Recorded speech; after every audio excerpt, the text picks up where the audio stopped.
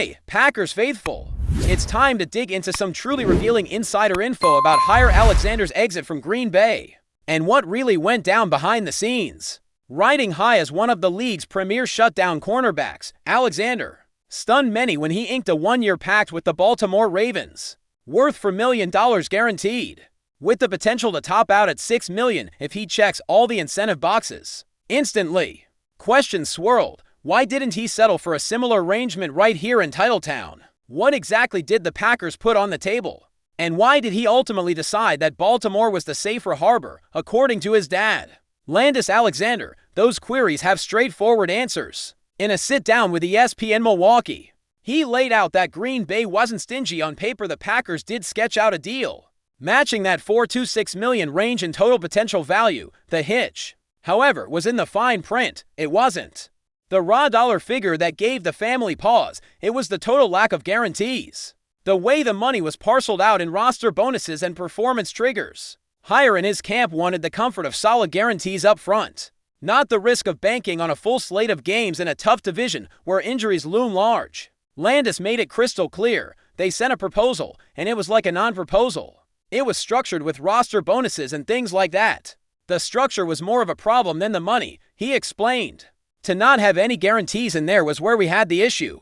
It wasn't actually the dollar amount, it was no guaranteed money. That lack of guarantee essentially tied Alexander's future to the whims of health and snap counts. For a player who has battled niggling injuries and missed chunks of time, that represented far more uncertainty than he was willing to accept. Digging deeper, Jaire's father revealed that the Packers did offer a base salary of $4.3 million, with escalators and incentives that could lift the contract to $6 million on paper, a virtually identical framework to Baltimore's. Yet here's where the math and the reality diverged. The Ravens' incentives were largely based on metrics and benchmarks that Jaire routinely eclipsed in past seasons, whereas Green Bay's deal leaned heavily on playing all 17 regular season games, a feat Alexander has not managed since entering the league in 2018. In short, the Ravens' plan looked achievable, while the Packers' blueprint felt like chasing a mirage. But Landis went even further, dropping a bombshell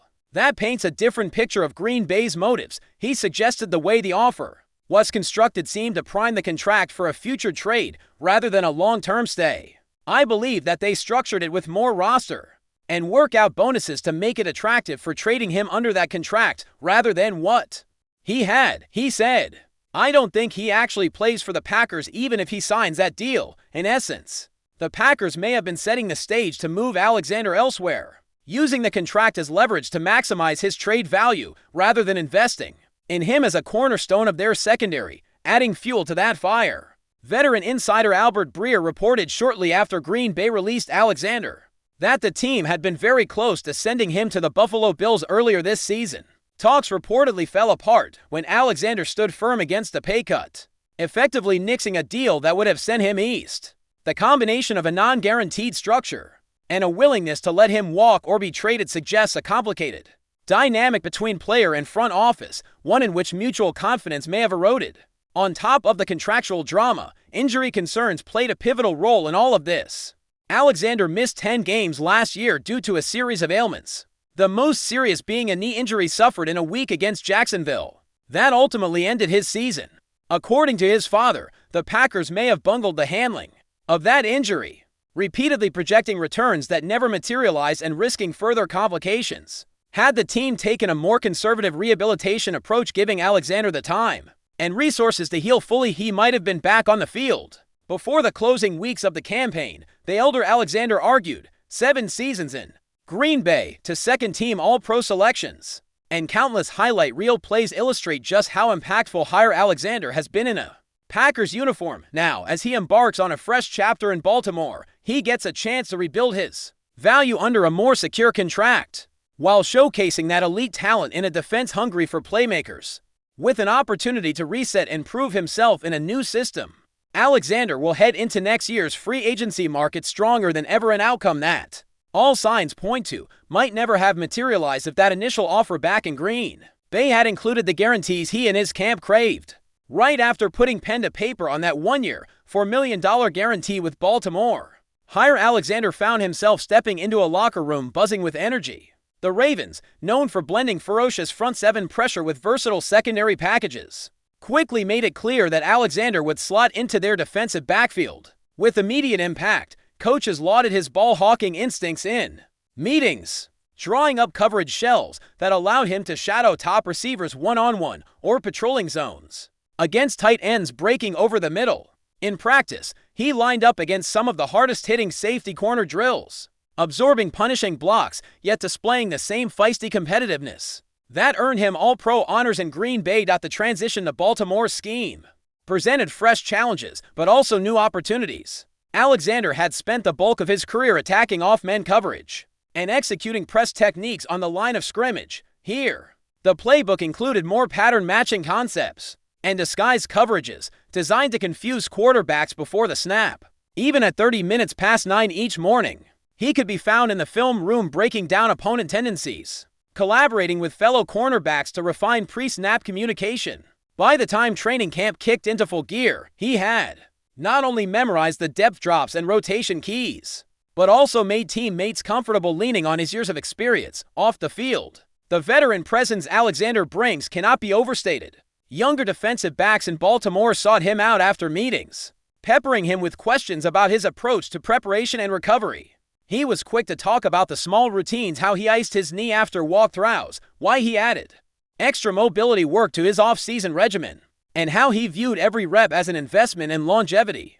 Coaches remarked that his leadership extended beyond X's and O's. When rookies struggled in the classroom or wrestled with the rigors of an NFL schedule, Alexander was there to remind them of the mental discipline required to thrive. As the preseason slate unfolded, it became clear that opposing teams would have to game plan around Alexander's presence. Divisional foes like Pittsburgh and Cincinnati had to roll out specific route combinations away from his side, while teams on the outside prepared to send help over the top. Analysts noted that his ability to disrupt timing between quarterback and receiver added a new layer of pressure on offenses long accustomed to picking apart the Ravens' pass rush. On social media, fans dissected his tape, highlighting breakups in the red zone and punts down inside the 20, evidence that Baltimore had indeed landed a cornerstone piece. Despite the promise of a fresh start, Alexander remained mindful of the knee that sidelined him late last season. He spoke candidly in front of cameras about recalibrating expectations, emphasizing patience as he eased into joint pain management protocols. Trainers tailored his workload, alternating days of high-intensity coverage drills with sessions focused on strengthening surrounding musculature. By the time the regular season opener arrived, he could jog without a pronounced limp and cushion at the line of scrimmage, with minimal hesitation, a far cry from the uncertainties that plagued his final weeks in Green Bay. Every snap Alexander takes this year serves not only the Ravens' immediate goal of a deep playoff run, but also his personal mission to reaffirm his standing in the league. Despite that one-year deal, he views this campaign as a foundational chapter, proof that he can stay healthy, excel in a new system, and justify desires for long-term security down the road. Each PBU, each tackle for loss, and each turnover force bolsters his argument for the next wave of guaranteed dollars. In conversations sprinkled through interviews, he hints at a desire to one day return to free agency, not as a risk-attached veteran, but as a fully realized prime performer. But before we continue, don't forget to subscribe to our channel and hit the like button on this video. Your support helps us keep bringing you the latest updates on the Green Bay Packers. And don't forget to share your thoughts on the news in the comments below.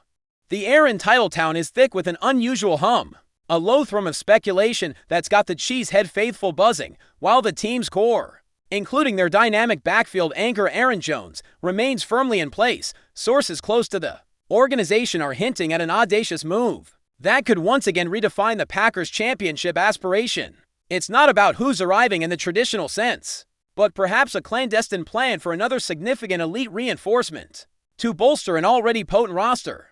Could it be a blockbuster trade in the works, a preemptive strike for a game-changing defensive presence, or an unforeseen offensive weapon?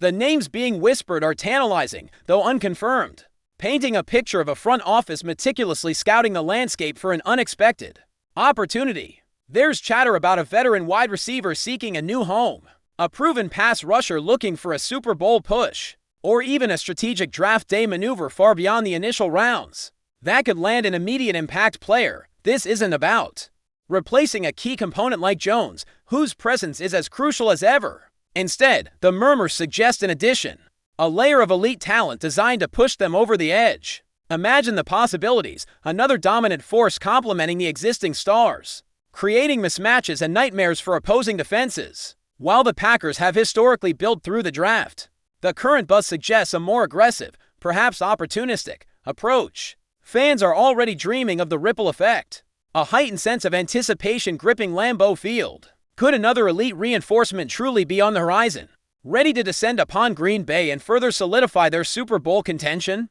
Only time will tell if these whispers solidify into a resounding roar. That's it for this update. If you enjoyed the video and want to keep receiving exclusive news about the Green Bay Packers, please subscribe to our channel and give this video a like. We always look forward to hearing your comments and opinions. See you in the next video.